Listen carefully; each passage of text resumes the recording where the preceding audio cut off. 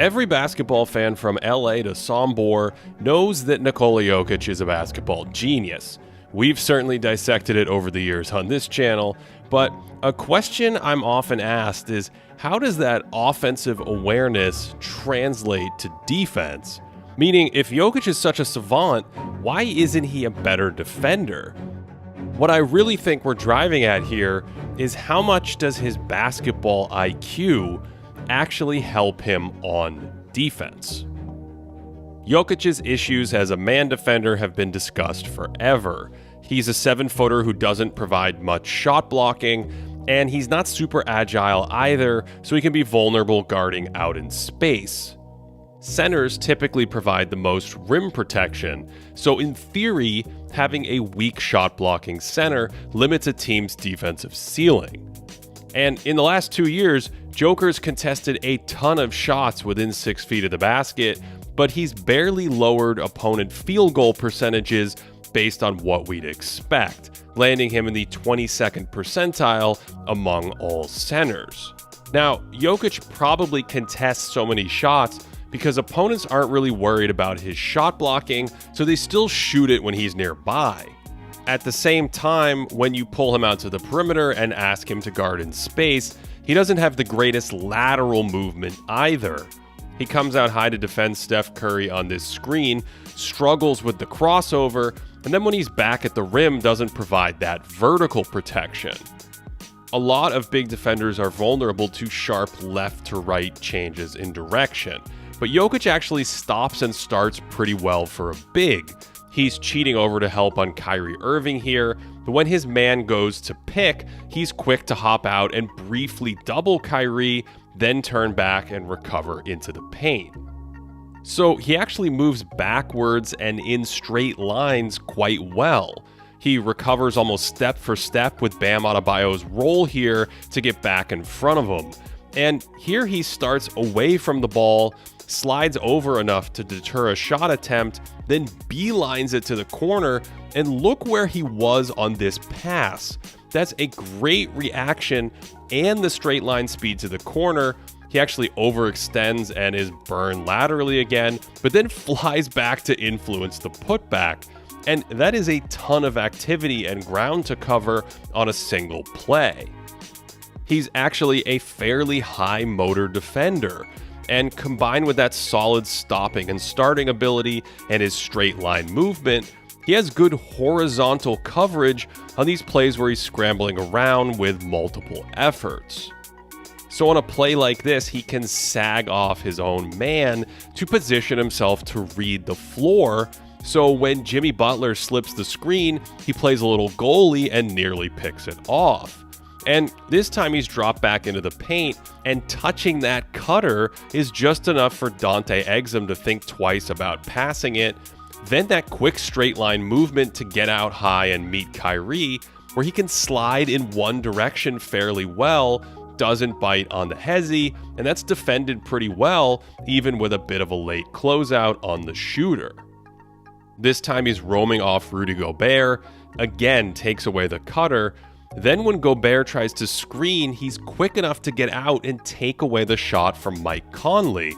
And Conley needs to skip it across court, but it's not easy to throw over a 7-footer, and Joker's pretty agile contesting like this and in one motion turning and recovering back to the play, so there's never an advantage created and the possession goes nowhere. And this ability to roam and recover really brings out that basketball IQ. He's lasered in on this pet Golden State action, so when the cutter slips out, he basically beats him to the pass for a turnover.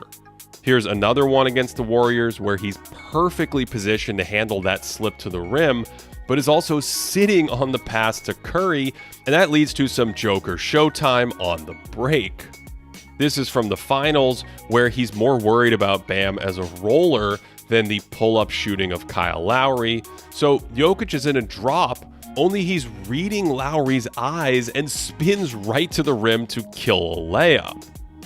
He's really good at reading opponents' eyes like this and disrupting passes, but he's also just generally good at understanding what the opposing team is trying to do.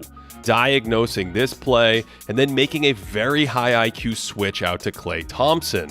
Then he keeps Klay in front of him briefly, only to read the next breakdown by lingering in the paint to help Jamal Murray. And only when Murray fully recovers does Jokic release back to his own man. And this possession was a defensive masterclass that would have looked a lot different without Jokic's reaction at the start of the play. This one's even better, where the Heat are in a bunch formation. Joker's wondering who Bam's going to screen for, and then it's a no-look steal.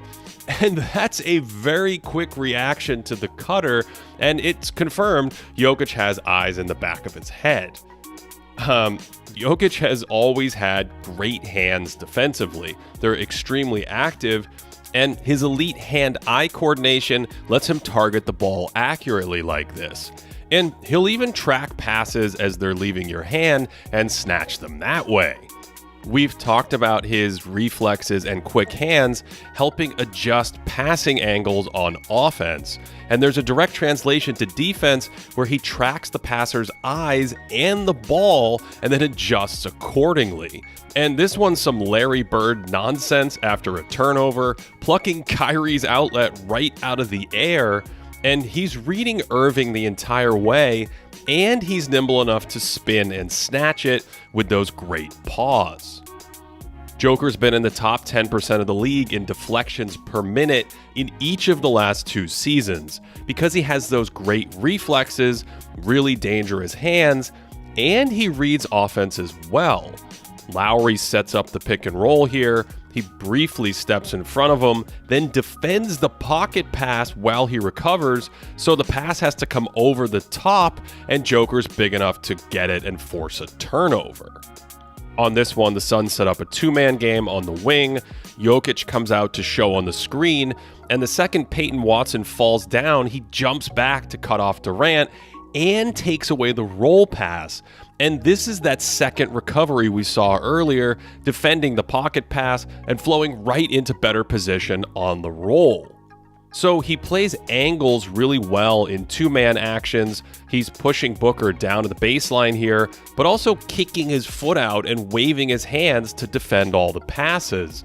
And don't forget about those kicks. The dude was like a hockey goalie in the finals last season, taking away entries and potential layups with this unorthodox technique that requires great reaction time. And he's also unorthodox in how he uses his hands in the paint as a form of rim protection. Most big men try to time up their jump to contest these drives vertically, but Jokic swipes at the ball down low with those big mitts. And this allows him to backpedal at different angles and still challenge shots without loading up to jump. That means when he's defending pick and roll, he can toggle from retreating in front of the ball right to the roller. And you'll often see him turn and get a swipe like this in these spots.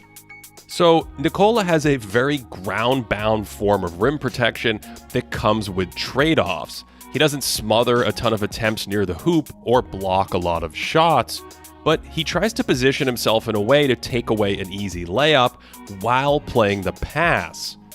When offensive players come downhill in a 2-on-1 situation, he often plays the pass, which means sometimes there's going to be a relatively easy shot at the rim because 2-on-1s are really high-value plays, but it can also produce incredible saves. Draymond Green's coming downhill on the short roll, and what we've seen for years in this situation is Draymond hitting a corner cutter with a lob on that short roll. Jokic had a front row seat to this one back in 2022. But this time, he knows that lob is coming, so the instant Draymond picks up his dribble, he retreats to the pass and throws off the whole thing. We also saw this wild gambit in part 2 of the smartest plays of the year, where he basically fakes a charge to bait the pass and protects the rim that way. All of this means that Jokic doesn't foul that much while protecting the basket. And since he's often positioned well to take away easy options, teams don't end up with a ton of shots at the rim when he's on the floor, despite his lack of shot blocking. Opponents shoot right around the league average number of rim attempts when Jokic is on the floor. And among the 20 starting centers on postseason teams, he's on the weaker side in field goal percentage allowed. But remember, he doesn't foul that much on these contests. Among centers, he's in the top 5 in fewest shooting fouls committed per 100 possessions. So when we look at the number of points Denver gives up at the rim with Jokic on versus off the court, there isn't a big change.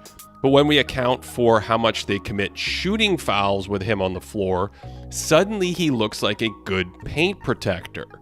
Now, part of this is not really having a great backup, and this doesn't make the Nuggets a great rim protecting team when he's on the court, but this has been a multi-year pattern that coincided with Jokic's improved conditioning and lower foul rates starting in 2021.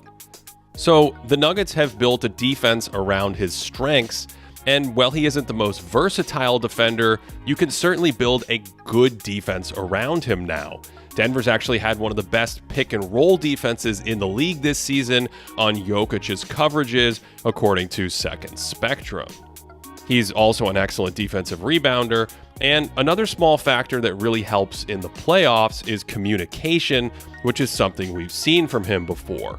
He spots a cross match here with Murray guarding Bam, frantically communicates to everyone, is still talking when Bam gets the ball, the help finally comes down, and it's another kick save.